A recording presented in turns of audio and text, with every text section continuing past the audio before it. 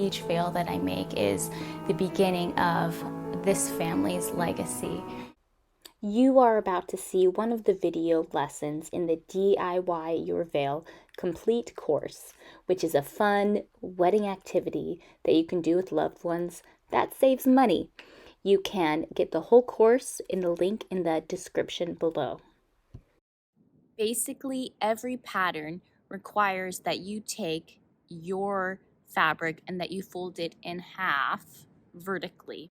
So you will have a fold on one side and an open edge on the other. Whether you're doing a veil, a cape, whatever it is, I would recommend folding your fabric in half, because eventually we are going to want to create a perfect circle, a perfect circular shape that rims the bottom edge of the veil. This is a more elegant look. Sometimes brides ask me, can I have a straight cut? And you can have a straight cut, but it's not seen as often unless you're going for a really modern look, or unless you have certain strong lines in your gown. Most of the time, like 99% of the time, you're going to want to go with a circular edge. So by folding the fabric in half, it's going to make it easier for you to cut a partial circle, and it will be symmetrical on both sides when you open it up.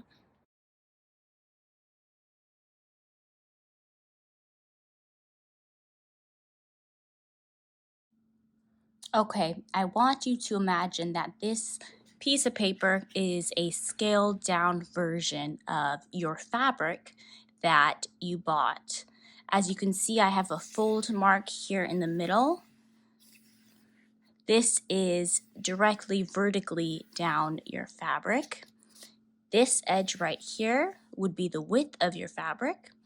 This right here would be the length of your fabric. If you fold it in half, that is what you're going to want to do with your veil eventually in order to make the pattern. You will see that I have a couple of different curved lines on. This is the bottom edge of the fabric. This is the top edge of the fabric. Here is a sample curved line that I did. I wasn't too happy with that curved line because I thought that this bottom portion right here was going to be too much of a flat edge once it was open. So I decided to do a slightly larger template and a slightly bigger arc, and I did this center line, but you can keep playing around with it, and you can even do lines that are even more circular, kind of like this.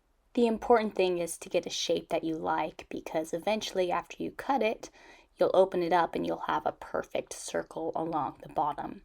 So I'm going to test this out and cut along this inner line that I had marked and see how happy I am. Opening it up and testing it out, I'm still not thrilled with it because of this straight edge on the bottom and how long that is. It's going to end up looking very similar to the veil that you see here, which, don't get me wrong, is absolutely gorgeous and lovely. Nothing wrong with this. But I would prefer a little bit more of a circle shape rather than having such a long straight edge at the bottom. So I'm going to try one more time. As you can see, you have a lot of flexibility with this design process, but I am happier with this larger template that I made with the green line. I think it's going to create a more perfect circular shape. So let's cut it and see what I think. Opening it up, I'm much happier with it. Eventually, this top edge is where you will gather with thread to attach to your hair comb. Each veil that I make is the beginning of this family's legacy.